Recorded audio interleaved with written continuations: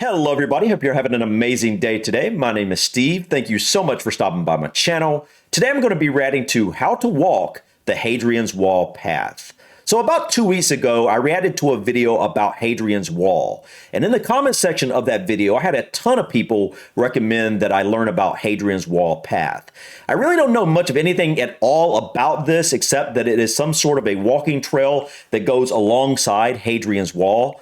I don't really know how long this is, but I know that Hadrian's Wall was clear across the entire country.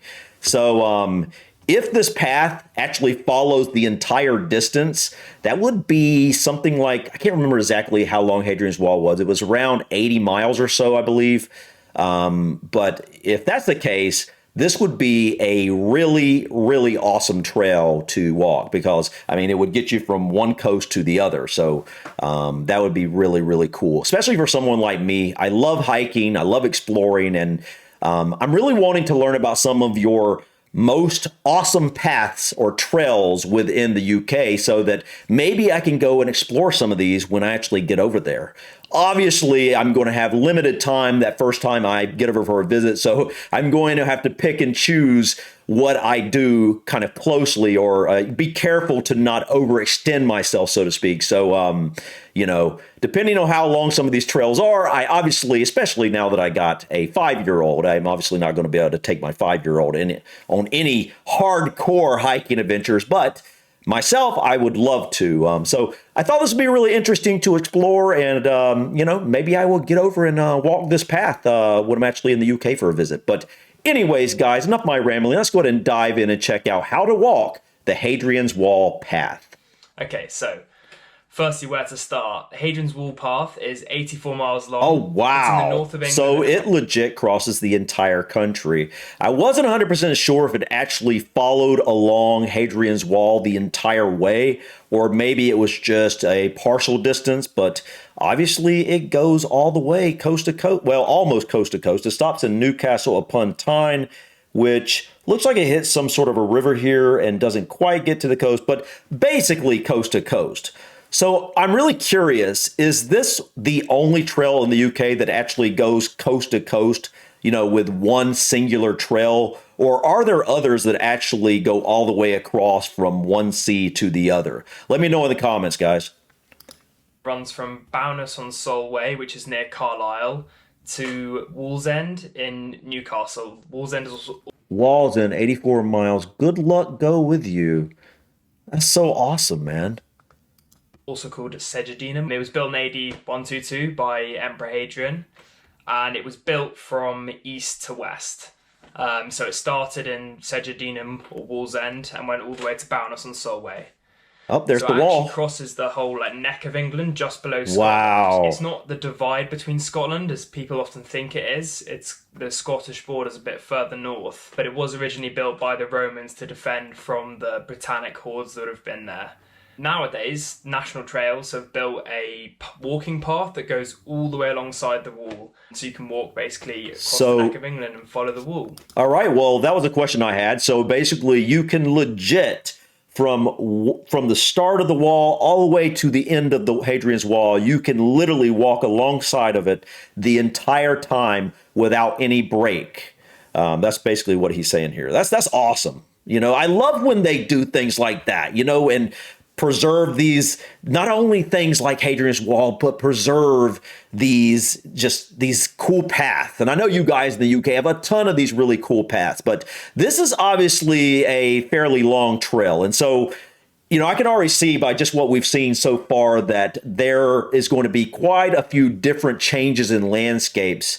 Everything from very flat areas to really hilly and kind of rocky areas. I'm guessing you're probably going to have a little bit of forest in here as well. And then obviously the coasts are absolutely awesome and going to be able to go and see towns like Newcastle upon Tyne along this trail. So this seems like this would be one of the best trails to explore if you had a few days to hike, So definitely something I would consider if I had the ability to, if I had the time and, I can get away from the family to be able to do this for a period of time. I would love to explore England in this way. How to get there. Newcastle is the bigger transport hub. if you want to fly from anywhere in Europe or an international flight, then you're probably going to be looking at Newcastle. If you're taking a bus, Carlisle has a bus station. Driving, obviously you can find parking spaces on both ends. I actually decided to drive to Carlisle and leave my car there and then walk the wall and then just like go take the train back. Okay, yeah. To Carlisle to pick True, my car the up. train. How to find your way around. So National Trails do this amazing thing where they signpost and label everything really well, and their symbol is an Hadrian's Wall acorn. Path. And so you will see the acorn on all of these signposts everywhere throughout the walk, and basically that guides you along the way. You need to keep. That's cool. That's kind of like what we do here with a lot of trails in the U.S. The national trails, like the Blue Ridge. I mean the Appalachian Trail, for example, which is a very long trail. I'm sure it's a very famous trail.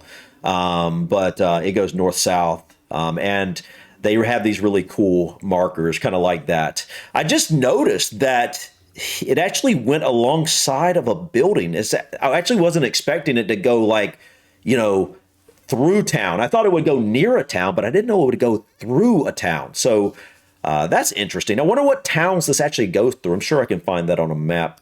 Following the acorns. Keep a lookout on walls, on fences, on trees, and there'll be an acorns and there's sometimes a distance actually to the cross next location as well. And so I actually rivers. didn't bring any maps with me when I did the hike. I could just follow the whole thing by looking where the acorns were. There are OS maps you can buy, and I'll link some of those below, but I think generally you can actually just do it by following the acorns like I did. Where to stay. Now, I'm a big fan of wild camping, and I always have been. It's not technically legal in England and Wales. In the national parks, you're not really allowed to do it. So what? Do it at your own discretion, sort of thing. All right, guys. I don't want to pause so much, but that's kind of shocking to me. You can't just wild camp? I just assumed you could just basically, I know you can basically hike anywhere. And obviously, I don't know about camping on private land, but I know you can walk through private land. But I assumed in public lands, you could just put up your tent and camp, have a campfire or whatever, as long as you're, put your fire out and whatnot. But is that not the case? He makes it sound like you technically can't camp, whenever you want to. Let me know in the comments, guys. For Hadrian's Wall Path, I wouldn't say it's worthwhile camping. I think it's better to stay in the campsites because there are a lot of campsites. Okay, there are along the campsites. way. And I collected a list of all these campsites, which again is in the description below. And if you want to know where the campsites are along the way, then that's a really good way to plan how far Nothing you like want being to in a walk every tent day. in the rain. So if you just divide it up by each leg by where you want to camp, and then that's a good way of doing it. Alternatively, there are some lovely B&Bs and inns and pubs that you can stay in. I would definitely like to do that as well. Booking.com and Airbnb and that sort of thing can get you a really good accommodation. So what to pack? Well, for this area of England, Northumberland, you want to pack a lot of water. You're probably talking about so when I have 4 to 5 days. Jacket. You want to have a good Depending on how fast you're going. cover for your backpack. You can bring waterproof trousers. I don't really wear them. Dude, look at that landscape, man. I mean, I did get soaked in rain when I was up there. But I wear a rain poncho more often, actually, that covers my bag as well, kind of does everything at once. You want to bring good hiking boots, of course, or at least trail running shoes, which are lighter, but they're not as good. There's so muddy weather. many beautiful if you're camping, you need to bring tent, landscapes. Stove, everything, sleeping bag, sleeping mat, all your stuff. If you're just walking day to day between the accommodation, then you can also get your bags delivered, and there are like delivery services, which can be very useful if you want to keep your load light and just carry a small day pack. That's also possible. But just whatever you do, try and pack as light as possible, because there are some long distances you're going to be walking and it's going to be difficult. So you want to make sure you don't overpack. Wear lots of synthetic materials, don't wear too much cotton so that it will wick away the moisture and it won't get you too cold. Self-explanatory if you've done any major hiking. One of the main things that's incredible about this walk is that you have all the amazing nature of Northumberland. Wow. Except this may be a little bit different because I think in that area, and it seems like what he said here, you guys may get quite a bit more rain than a lot of areas you might hike in the U.S. Not every area. If you go out to the Pacific Northwest, for example, you get quite a bit of rain there. But if you're in, the South somewhere, you're less likely to get rain. But, dude, like I was saying just a moment ago, the landscapes have changed quite a bit. He's in some like wooded areas, crossing some really cool bridges, and then you got just the nice flatlands, the green rolling hills, and then you got what looks like almost like small mountains here. I love the transitions I'm seeing. Absolutely looks like a beautiful trail to hike. National Park, and this is all the big rocky crags, amazing rivers, forests, I love fields, that. very dramatic up there. And then on top Wow. of this, you also have the incredible history of the Roman wall. There are lots of famous forts where there are incredible artifacts and remains that you can visit. So lots of historians really enjoy this walk. Some of the most famous ones are Vindolanda, I think it's Housesteads, Chester's. Also, the Sycamore Gap is a very famous tree. That's right. Oh, dude. You know, we just learned about this. This was actually the Sycamore Gap tree, seeing that was cut down, was the first of, this is my third video roughly learning about anything to do with the Hadrian's Wall. You know, the first video was, you know, finding out that the Sycamore Gap tree got cut down. And then right after that, I reacted to the Hadrian's Wall itself, and now I'm reacting to Hadrian's Wall Path. That's sad, man. That was a beautiful tree. You know, I saw it both. I saw it both before it was cut down and after. And it's definitely going to be a piece missing from this area, obviously. Hopefully they are going to replant this tree. Obviously, it's not going to be the same for many, many generations.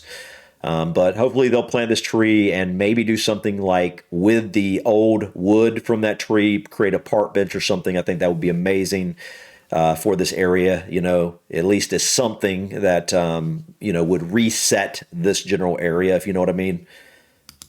Right in the middle of this gully, and the wall runs alongside it. And it was in Robin Hood, Prince of Thieves.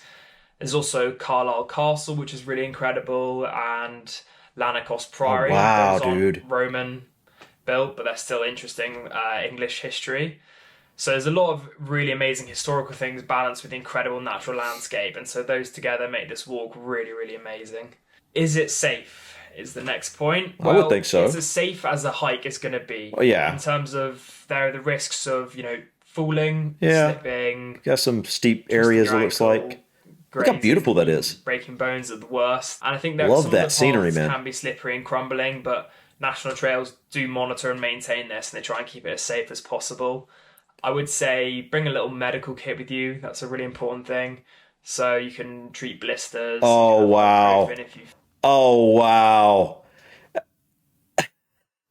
I know a lot of people are like, what, you know, but like for me, guys, you know, don't get me wrong. In the U.S., we obviously have a lot of beautiful landscapes and stuff like that, but this is the type of landscape I don't see.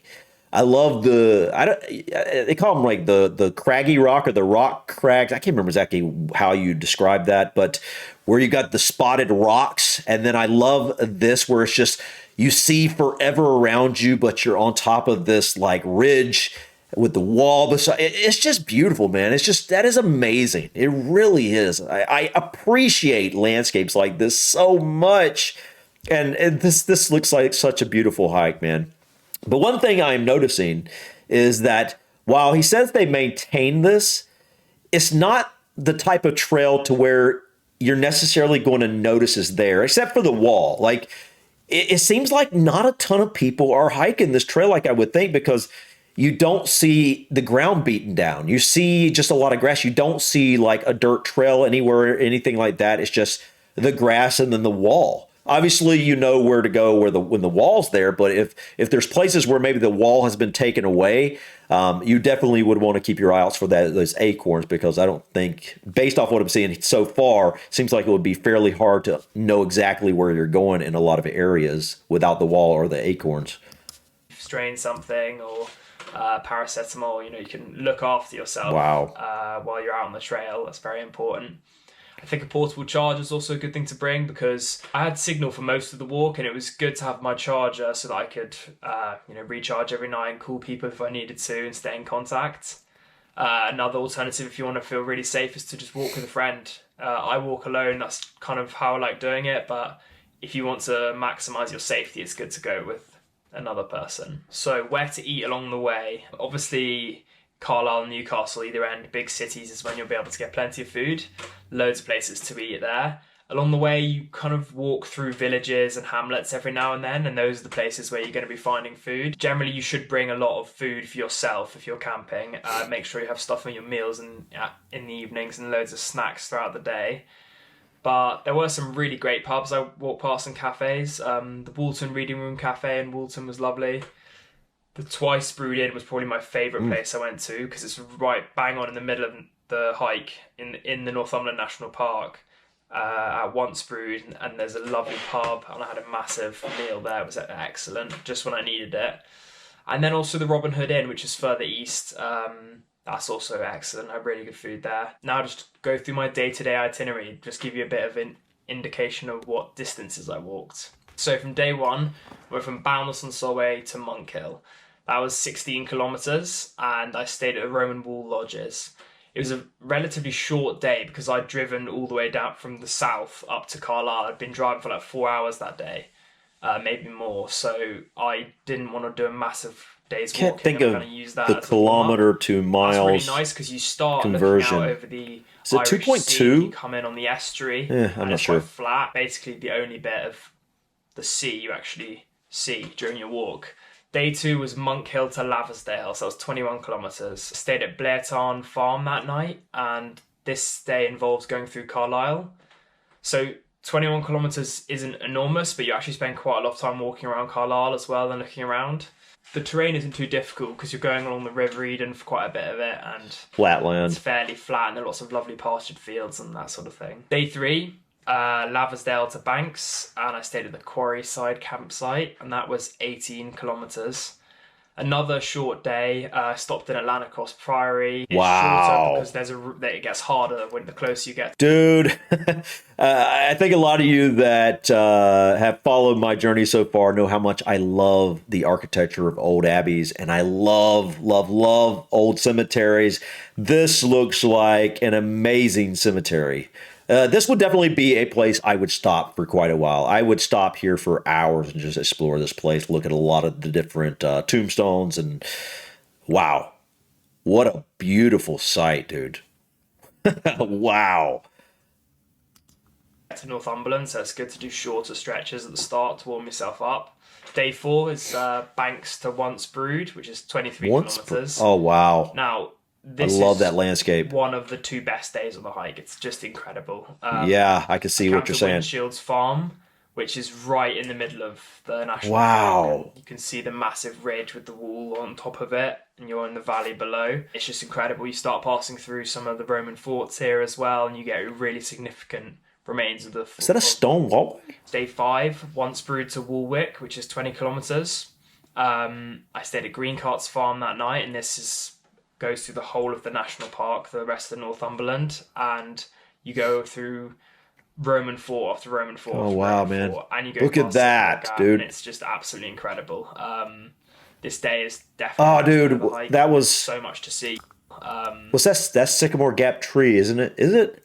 It looks like it. Wow. Anyway, that's sad, man. This day is definitely the best day of the hike, and there's so much to see. You probably won't actually be able to see it all. You have to pick and choose which Roman forts you want to see, because they're not all right bang on the wall. Sometimes you have to walk away from them to visit it, so, pick and choose, but this day is amazing. And then day 6 was Woolwick to Wylam, which was a huge day. 32 kilometres to Stevenson's Arms, which is where I camped, which is a terrible campsite. Don't go there, but... It was also a few miles off the path, and it was just not a good thing to do because it added on so much extra distance. I probably should have just booked a B&B that night, but I wanted to camp, and that was the only campsite I could go to. So that was a really long day, but I had to do it long because the weather was terrible and had a storm coming in, so had to get the most out of that day for the sunny weather. And then day 7, the last day, which was Wylam to Wallsend, which was 25 kilometres. You get to the River Tyne, and then you follow it into Newcastle past the 7 bridges. That's what that was. Get to Wallsend and you finish. The wall was built, as I mentioned, from the east. So it started in Newcastle and then it finished in Bowness.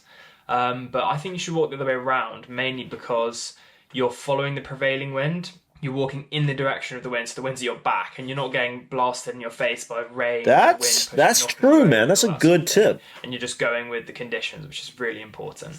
All right, guys. This was a great video. Definitely learned quite a bit about Hadrian's Wall Trail or Hadrian's Wall Path. Is it Hadrian's Wall Path or Hadrian's Wall Trail? Which is the way that it's normally said? But either way, looks like an amazing trail, guys. He took 7 days to walk it. I think he was taking his time. I think you could probably do this in 4 to 5 days, depending on how fit you were and whatnot. Generally speaking, I like the idea of walking around if I'm hiking, depending on how steep the ground is and stuff. Anywhere between 15 and 20 miles a day, I think is a pretty decent, steady pace. Obviously I haven't hiked in like that in quite a while, since I've had my daughter, a lot of that I just haven't been able to do because, it's hard to get away, to do things for extended periods of time and stuff like that. But I definitely miss it. I miss hiking. I miss being in the woods as much as I used to be. Something I definitely want to get back to. I basically used to live in the woods. I was in the woods hiking nearly every day somewhere. And, I did that for years and just, it's just one of those things. Life happens and you just you let your hobby, your passion, your love for hiking just kind of fall by the wayside, but I definitely want to get back into it. But anyways, guys, enough rambling about that. Like I said, this looks like a really great trail. I love the fact that, it starts on the coast.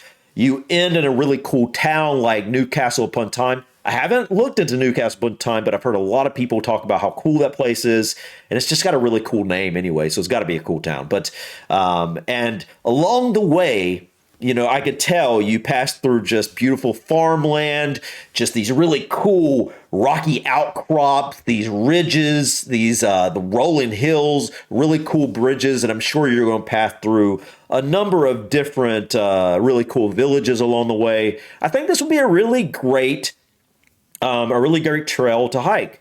The problem with visiting and trying to hike something like this, especially if I'm trying to take my 5-year-old, it's going to take me probably a week, especially with a 5-year-old, or maybe even longer. So it would be really hard for me to do this and if I was only in the UK for a short period of time, but this would be something I would absolutely love to do.